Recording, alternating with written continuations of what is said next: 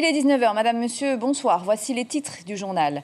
Le dépistage massif est lancé. 120 personnes sont dépistées chaque jour aux îles du Vent. Le coronavirus a-t-il contaminé beaucoup de monde? On le saura en fin de semaine. Punaouia, plus touché que les autres par le Covid-19. Tout le monde est mobilisé pour empêcher l'évolution du nombre de cas. Le maire tenait à féliciter ceux et celles qui s'engagent au quotidien pour contenir l'épidémie. La vente d'alcool de nouveau autorisée à partir de lundi sous certaines conditions. Ce n'est pas encore officiel, mais l'arrêté est en cours de rédaction. L'annonce a fait beaucoup d'heureux aujourd'hui. Les îles sous le vent, bientôt en confinement allégé. C'est en tout cas ce qu'espèrent les maires de l'archipel. Ils l'ont dit au président du pays et au commissaire. Aujourd'hui, nous serons en direct avec le maire d'Uturua dans ce journal. C'est un peu compliqué à mettre en place, mais les mesures sanitaires sont obligatoires dans les entreprises pour protéger les employés qui ne sont pas en télétravail. Une organisation quotidienne, nouvelle. Vous verrez cela tout à l'heure. Pas de cas de Covid-19 supplémentaires malgré les 43 nouveaux dépistages réalisés depuis hier. C'est bien, toujours 55 cas de coronavirus confirmés, donc en Polynésie française, où 978 personnes ont été dépistées. Et vous le savez, le dépistage massif du coronavirus a démarré aujourd'hui. 120 tests par jour vont être réalisés pendant 10 jours. Des tests qui sont arrivés sur le premier vol de continuité territoriale rentré samedi soir. Toutes les personnes qui présentent des signes de la maladie vont pouvoir être testées, en plus des personnes exposées comme les professionnels de santé, les forces de l'ordre, les pompiers ou encore les PNC. Les tests seront réalisés à l'Institut Malardé après que le bureau de veille sanitaire a validé la demande du potentiel malade. Hayata Buluk, Patrick Tinsin. On a déjà la feuille, ça sera pour récupérer les résultats. D'accord ? Ok, donc là tu vas avoir le prélèvement, donc tu vas avancer jusqu'au numéro 2 là-bas. D'accord ? Et mon collègue il va te faire le prélèvement. Les infirmiers de l'Institut Louis Malardé, armés pour les premiers dépistages de Covid-19. Un drive-in a été installé ce matin près de l'Institut pour effectuer les prélèvements. Une opération des plus délicates. Alors on va lui faire un prélèvement oronasopharyngé, donc dans la bouche et les 2 narines, pour pouvoir détecter s'il y a une charge virale de coronavirus, de Covid-19. C'est un test rapide. C'est un test qui est assez rapide, qui est quand même désagréable, donc on essaie de prévenir quand même le patient. Mais sinon, ça prend 5 minutes, oui, il n'y a pas de problème avec ça. Ah oui, c'est désagréable. Pourquoi ? Parce que c'est la première fois qu'on peut carrément dans la narine, là, carrément au fond. Hein. Ça se fait tranquillement, c'est bien. Puis leur système de drive, c'est nickel, ouais. Vous étiez malade? Vous avez des symptômes? Juste mal de gorge, c'est vérifier avant de reprendre le boulot, si je suis malade ou pas. Et pour bénéficier de ces tests, l'avis médical de son médecin traitant est exigé en cas de symptômes avérés. Le bureau de veille sanitaire prend ensuite le relais pour programmer les rendez-vous. C'est quoi ton nom? Le médecin traitant peut donner une ordonnance maintenant, à partir d'aujourd'hui. La veille sanitaire coordonne avec ce médecin traitant et nous prenons le rendez-vous pour le patient. Donc vous avez déjà la liste des personnes? Exactement. Tous les soirs, on reçoit la liste des patients à convoquer. On les convoque tous les matins, on appelle généralement tout le monde le matin ou tous les soirs et on leur propose des rendez-vous le plus rapidement possible. Ici, sur ce drive, on peut prélever plus de 100 personnes.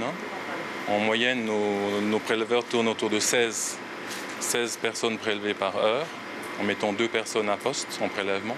Donc si on met 3 personnes à poste, on peut augmenter ces volumes. Ça veut dire qu'au bout de 6-7 heures, donc dans une journée de travail, on a effectivement prélevé entre 100, 120 voire 130 personnes sur le drive. Au niveau du laboratoire, désormais, les tests sont traités plus rapidement avec le nouvel approvisionnement en produits d'extraction, ce qui n'était pas le cas auparavant. Pour diagnostiquer un coronavirus, on a besoin de 3 étapes finalement. L'étape de prélèvement pour laquelle on a besoin de kits de prélèvement. Une étape d'extraction qui va être l'étape pendant laquelle on casse le virus. Donc ça, il faut effectivement aussi des réactifs d'extraction. Et enfin, une étape dite d'amplification pour lesquels on a suffisamment de tests. On a 10-15 000 tests et on n'est pas du tout en rupture sur ces capacités-là. Aujourd'hui, une trentaine de prélèvements ont été effectués. Les résultats seront communiqués le lendemain aux patients par le bureau de veille sanitaire ou sur Internet. Une opération qui sera poursuivie sur les 10 prochains jours avec pas moins de 2500 tests en réserve. Oui, les premiers résultats officiels seront communiqués normalement vendredi. C'est Punaouia qui est la commune la plus touchée, je vous le disais, par le coronavirus avec 19 cas. Le maire est allé encourager les forces de l'ordre aujourd'hui qui vérifient quotidiennement que les règles du confinement sont bien respectées. Simplicio Lissan qui s'est aussi rendu auprès des agents de l'aide sociale, très sollicité depuis le début du confinement. Il faut savoir que la commune aide 200 familles défavorisées. Il a aussi félicité les couturières qui confectionnent des masques pour protéger la population. Stéphane Ratino, Patita Savea. Gérer une crise, c'est de la couture sur mesure, presque de la haute couture, tant en face, le virus est vif. Bref, pour le combat, il faut une taille patron. Et dans les communes, c'est le maire. Simplicio Lissan, le Tabana de Punaouia, ne compte plus ses heures. Il a passé la surmultiplier avec un don certain d'ubiquité.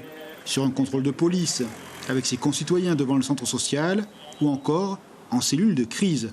Sentinelle, avant-garde, qu'importe les mots, les élus municipaux sont sur tous les fronts. Ce sont les élus de proximité par excellence et forcément donc tout le dispositif va s'appuyer sur les maires, donc les communes, qui sont en première ligne. Donc la population, dès qu'elle a un problème, donc le premier élu à consulter, c'est le Tabana et donc c'est tout naturellement que le Tabana joue ce rôle majeur. Réorganiser, réajuster, il y a comme une idée de mouvement. Le drive-in social est un exemple. Il fonctionne depuis 10 jours. L'aide d'urgence, une clé du pacte social. À l'intérieur, c'est une ruche, l'accueil des citoyens, leurs droits et les bons alimentaires. La mairie de Punaouia te remet un bon d'achat alimentaire d'une valeur de 15 000 francs et un bon sanitaire d'une valeur de 3 000 francs. Mais il y a aussi les coups de fil dans les quartiers. La mairie appelle les Matayapo pour faire le point. Qui a besoin d'aide, de soutien. Le tout en liaison avec tous les services du pays. Les citoyens apprécient. Nous verrons en montagne. Ça va. Il n'y a pas de mal en haut. T'es pas trop. T'es inquiet un peu? Hein? T'es un peu inquiet? Non. Il faut penser à tout. C'est une sortie pour moi. Depuis, ça m'arrange de venir ici voir un peu les amis, même si on ne peut pas toucher, mais je suis là, bonjour, comment on va? Mais ça m'arrange. Et les aides, c'est bien aussi? Oui. 10 000 francs, t'as eu aujourd'hui? Oui. Pour moi, comme on est 3, moi et mes 2 garçons. Pour l'instant, on a aidé près de 200 familles déjà, depuis le début, le lancement de ce dispositif depuis 10 jours. Et nous avons à peu près déjà 2 millions donc de dépensés et donc ça va monter en crescendo, bien entendu. Ne rien laisser au hasard, tout coordonner. Le maire est le chef d'orchestre. Chaque matin, le pacte communal de sauvegarde se réunit. Il définit la stratégie, les moyens, les ressources, partage des informations. L'objectif est clair, paralyser la propagation du virus. L'enjeu majeur, c'est d'éviter à tout prix que cela prenne dans nos quartiers prioritaires, parce que là, ce sera beaucoup plus difficile d'intervenir, puisque nous aurons des familles très nombreuses qui sont à 10, 15 dans la famille, et on conçoit tout de suite qu'il est très difficile de confiner, d'isoler un membre de la famille au sein même de la famille. Et donc il faut à tout prix éviter ce cas de figure, autant que faire se peut. Des opérations toujours. La dernière en cours est double. La confection de masques, sa dimension sanitaire, 18 000 unités destinées aux quartiers populaires et une dimension économique, 30 couturières payées par la mairie pour les faire. Le tissu est prêt, les mesures sont prises. Ici 15 jours, 18 000 masques. Avec 100 mètres, tu fais avec 10 mètres, tu fais 100 masques, c'est voilà, ça? avec 10 mètres de tissu uni, nous avons 100 masques. Voilà. Et donc pour les imprimer, par exemple, pour 12 mètres, nous avons 100 masques. Les gens attendent des masques dans les quartiers, à ton avis? Ah bien sûr. Le combat contre le Covid-19 est intense, il est minutieux. Pareil, il y a une broderie de qualité. À Punaouia, les pouvoirs publics font tout pour éviter la fausse maille. Mais ce sont surtout les hauteurs de Punaouia qui sont touchées, des habitants qui revenaient de vacances passées à l'extérieur de la Polynésie. Pas question de prendre de risques au travail pendant cette période de crise. Les entreprises et les administrations s'organisent pour protéger leurs employés. Masques, gants et gel hydroalcoolique font partie de la panoplie obligatoire des mesures sanitaires mises en place en plus des fameux gestes barrières, dont celui qui oblige les employés à se tenir à distance. On voit cela avec Gilles Taoutou, Rohan Potoru et Hubert Liao. En cette période de Covid-19, la sécurité et les gestes barrières sont au cœur du dispositif déployé par les entreprises. Dans cette agence bancaire, tout a été mis en œuvre pour se protéger du virus.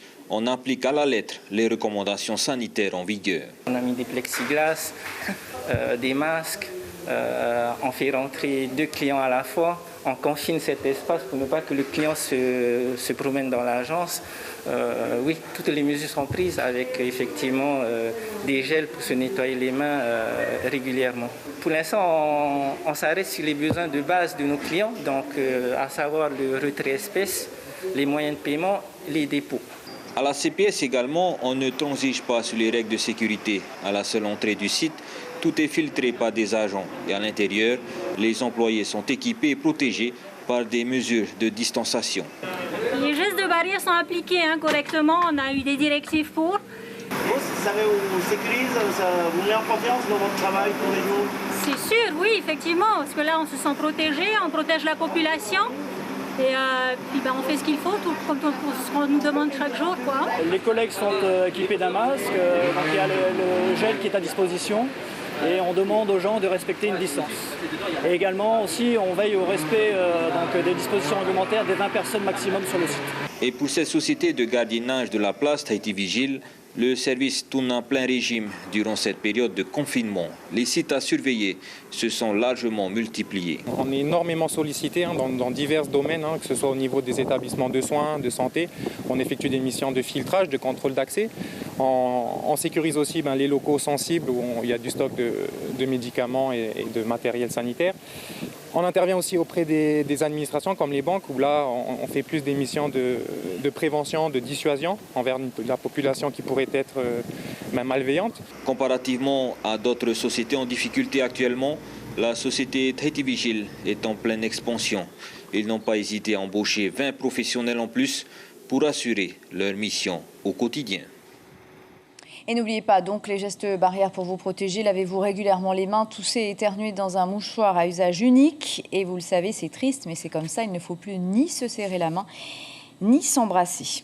Après 3 semaines d'interdiction et l'arrêt de la production de la brasserie de Tahiti, il devrait être de nouveau possible d'acheter du vin, du champagne et de la bière à partir de lundi, mais seulement via Internet ou par téléphone. Et l'alcool sera récupéré uniquement sur un site d'enlèvement de type Drive, en clair.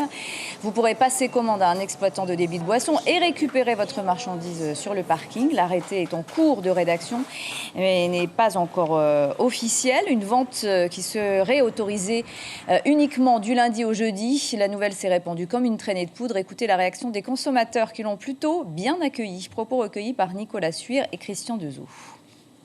Pour être dans le milieu paramédical, les gens qui sont habitués à être alcoolisés, attention au sevrage qui peut être assez brutal. Enfin, il y a plein de choses, plein d'éléments à prendre en compte. Donc je pense que là, cette mesure, on peut l'accepter. Il faut l'essayer de toute façon. Ça crée beaucoup de problèmes dans les familles et je pense que c'est une bonne idée.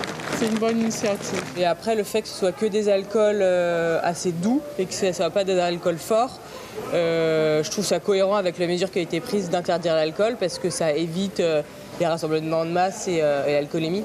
Il faut donner la bière. Pourquoi il faut donner la bière? Il y a d'autres qui sont malades. De ne pas boire, c'est ça? Il faut qu'ils boivent. S'ils ne boivent pas, ils ne travaillent pas. Il y a une crainte par rapport aux familles. C'est pour ceux qui boivent, qui fassent attention quand même, qui n'exagèrent pas trop. Et d'autant plus qu'il n'y ait pas autant de rassemblements. À partir du moment où nous sommes en confinement, donc ils respectent les consignes. Il faut maintenant attendre que l'arrêté soit publié officiellement et ce n'est pas un poisson d'avril cette fois. Autre actualité importante, le déconfinement progressif annoncé des îles sous le vent. Ce matin, les maires de l'archipel étaient en audioconférence avec le haut-commissaire et le président du pays. Comme vous le voyez sur ces images, avec le maire de Tapu Tapu Atea, Thomas Moutam, ils ont parlé d'une seule voix s'agissant de leur souhait de voir le confinement allégé dans leur archipel, chacun avec ses priorités bien sûr. C'est vendredi que les maires seront fixés sur le début du confinement aux îles sous le vent. Le maire d'Uturoa est en direct avec nous ce soir. Sylviane Tero Atea, bonsoir, merci d'être avec nous. Je sais que vous militez pour un déconfinement progressif. Est-ce que ce n'est pas un peu prématuré, même s'il n'y a aucun cas dans l'archipel ? Effectivement, donc les maires ont décidé, ont donné leur avis ce matin en audio avec le HC, le président du pays, donc un confinement allégé avec les mesures que nous avions vécues pendant 3 semaines. Donc ce qui va être allégé, c'est ce que nous avions proposé au président et au commissaire, c'est bien sûr la baignade, la pêche, que ça soit possible pour la population. Le couvre-feu de 22h à 5h du matin. Donc la navigation inter-îles entre nous, archipel des îles sous le vent, et aussi un ATR 42 qui puisse desservir uniquement les Raromatei, puisque nous sommes encore à 0 cas actuel. Est-ce que cela ne risque pas de donner envie à la population de relâcher ses efforts? Je veux parler des gestes barrières notamment. Alors, bien sûr que c'est pas évident quand on parle de confinement et de déconfinement. Moi, je dirais confinement allégé, mais que la population soit toujours vigilante. Le virus est toujours présent et il faut être vigilant. Et chaque Tavana garantira la vigilance dans sa propre commune. Et c'est important pour nous de protéger la population, même si aujourd'hui, nous sommes à 0 cas. Merci beaucoup Sylviane Tero-Atea d'avoir été en direct avec nous ce soir. Il y a entre 40 et 60% d'élèves connectés dans le cadre de la continuité pédagogique. C'est ce qu'a affirmé le directeur de la DG2E, Thierry Delmas, au cours d'un point presse extraordinaire cet après-midi.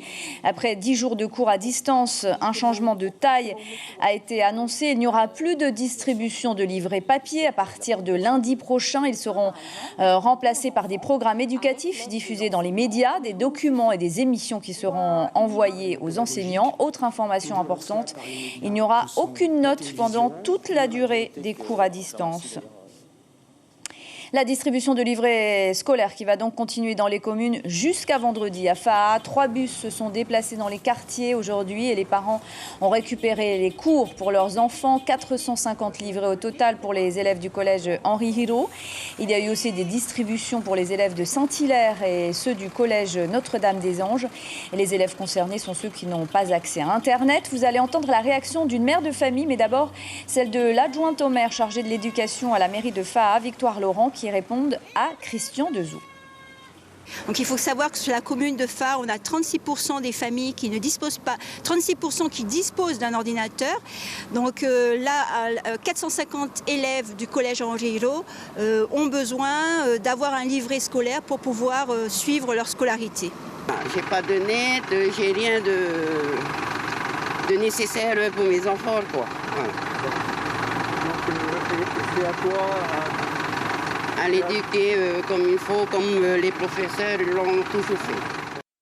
Et 1000 livrets ont aussi été distribués à Taravao, la commune qui compte pas moins de 6000 élèves, tous cycles confondus. Si la distribution a débuté la semaine dernière dans les communes urbaines, elle a été un peu retardée à la presqu'île à cause de la distribution de masques pour le personnel communal qui était prioritaire, car ce sont les employés municipaux qui distribuent les fameux livrets. 4 bus se déplacent dans les quartiers où les familles n'ont pas accès à Internet.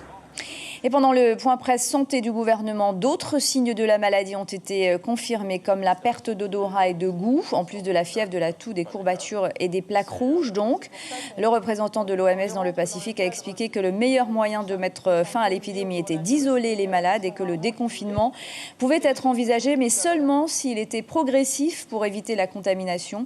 Un point presse qui n'aura plus lieu tous les jours, mais seulement le lundi et le vendredi à partir de la semaine prochaine, sauf en cas d'urgence, bien sûr. Et si vous pensez avoir des signes de la maladie, justement, comme de la toux ou de la fièvre, composez le 15 ou le 444 789. La ligne est ouverte tous les jours et des professionnels de santé répondent à toutes vos questions. Et justement, vous avez été très nombreux à nous envoyer vos questions sur le coronavirus via Facebook. Le président du syndicat des médecins libéraux va répondre à une partie d'entre elles ce soir. Didier Bondou, bonsoir. Vous êtes en direct avec nous via Messenger. D'abord, une question sur le dépistage massif qui a débuté aujourd'hui. Enfin, vous allez me dire, les médecins le demandent depuis le début ? Oui, il fallait ça pour pouvoir un peu mieux cadrer cette épidémie, parce que les dosages, les prélèvements ont été faits avec les moyens dont disposait le pays. C'est vrai que maintenant les moyens ont augmenté, donc on pourra faire des tests de façon un peu plus abondante et nous-mêmes, libéraux, pourront prescrire ces fameux prélèvements. Alors je dois te dire également brièvement que si on est au contact de malades à risque, il est bien évident qu'on demandera encore plus de protection vis-à-vis de ces patients, en particulier des masques FFP2 que nous attendons tous. C'est évident que nous en aurons besoin dans ces cadres-là. Une première question d'internaute, celle de Apetei Bonplan. Combien de temps faut-il entre un prélèvement et l'analyse et combien de temps entre l'analyse et le résultat ? Alors je pense que votre reportage avait montré entre le prélèvement et l'analyse, c'est complètement variable vu que ça peut être fait en drive, donc directement en Malardais, donc il n'y a quasiment pas de délai. Mais ça peut être fait également à la presqu'île dans les îles, donc il y aura forcément un délai entre le prélèvement et l'arrivée à l'Institut Malardais ou à l'hôpital. Ensuite, une fois que les analyses sont en cours avec multiplication de l'ADN, etc., ça peut prendre de 4 à 5 heures pour avoir le résultat. Une autre question de Pama. Il a été dit que les masques fabriqués localement ne protégeaient pas du Covid-19, puis maintenant qu'on peut les mettre, que faut-il croire ? Alors je crois qu'il faut être simple en fait, que ce soit les masques chirurgicaux ou les masques en tissu, ils protègent les autres. En fait, c'est un masque qui évite que l'on expectore et qu'on évacue des postillons ou des particules virales. En aucun cas, on ne protège nous-mêmes. Troisième question, donc, en fait, les masques en tissu, c'est une démarche complètement civique et tout le pays devra en porter pratiquement. Troisième question, celle de Punua Tupea Loaina. J'ai une sinusite depuis plusieurs semaines, mais je me demande si ce n'est pas le coronavirus. Puis-je faire un test ? Alors, je pense qu'il faut qu'elle voie avec son médecin. Il y a tout un interrogatoire aussi à mener, c'est-à-dire qu'il y a beaucoup plus de sinusites virales, allergiques ou microbiennes que de sinusites dues au Covid-19. Bien sûr, ça peut être une forme de révélation du Covid-19. Dernière question, est-ce qu'un masque chirurgical FFP2 ou FFP3 est décontaminé au bout d'un certain temps et du coup réutilisable ? Et non, malheureusement, c'est tout le problème de ces masques qui ont une technologie un petit peu particulière. C'est un filtre en tissu non tissé qui permet, alors là, pour le compte, c'est un masque qui protège celui qui le porte. C'est-à-dire ça évite au porteur de se contaminer du virus. Pour le moment, des essais ont été faits dans certains hôpitaux au niveau physico-chimique, mais rien n'est encore validé, même de les passer au four à 70 degrés pendant 30 minutes, mais rien n'a été réellement validé. Merci beaucoup Didier Bondou d'avoir répondu à toutes ces questions en direct ce soir. On attend vos questions sur Facebook, évidemment. Et dans les vallées escarpées des Marquises à Rivaoa, par exemple, les familles se sentent encore plus isolées depuis le début du confinement. L'infirmier de l'île est souvent leur seul lien social aujourd'hui. Celui qui sillonne l'île de Jacques Brel et de Paul Gauguin réalise une trentaine de visites chaque jour. Il a tissé une relation amicale et fraternelle avec les habitants. En plein confinement, il est la seule visite de la semaine. On l'écoute, il répond à notre correspondant Sylvain Lamiral. Surtout en ces périodes de confinement, le fait d'aller rendre visite aux gens à leur domicile et de leur donner un peu les nouvelles de la ville et les conditions du confinement, et ce qu'ils doivent faire ou pas, ou ce qu'ils ont le droit de faire ou pas dans ces périodes. Voilà, je pense qu'en dehors de la partie soins qui caractérise quand même en général notre travail, je pense que c'est une part importante de ce métier dont on oublie souvent l'intérêt. Voilà pour les nouvelles du confinement dans les îles. Le coronavirus a fait près de 137 000 morts dans le monde, dont 21 600 en Italie, 18 000 en Espagne, 17 000 en France, 12 800 en Angleterre, 1 500 en Turquie, 600 au Portugal, 300 au Danemark et 28 000 ce soir aux États-Unis. Je vous rappelle l'information principale de ce journal. Le dépistage massif a débuté à Tahiti et à Moorea. 120 tests sont réalisés chaque jour et ce pendant 10 jours. Les personnes seront testées à l'Institut Malardais une fois que le bureau de veille sanitaire aura donné son accord après une visite chez leur médecin traitant. Et à la une de la presse demain, à la une de la Dépêche d'abord, la CPS au bord du gouffre. Et à la une de Tahiti Info, coronavirus, un malade raconte. Voilà, c'est la fin de ce journal. Merci de votre confiance chaque soir. On se quitte avec un professeur de chant et de ukulélé qui donne des cours en ligne pendant le confinement. Très bonne nuit, à demain. Restez optimistes.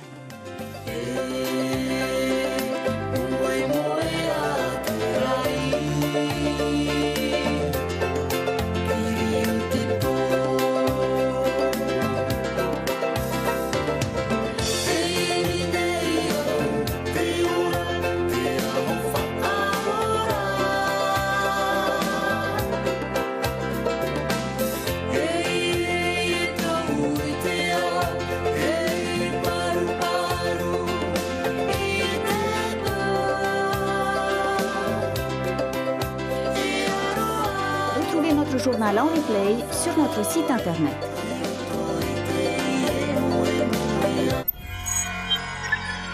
Retrouvez ce programme en replay sur notre site internet.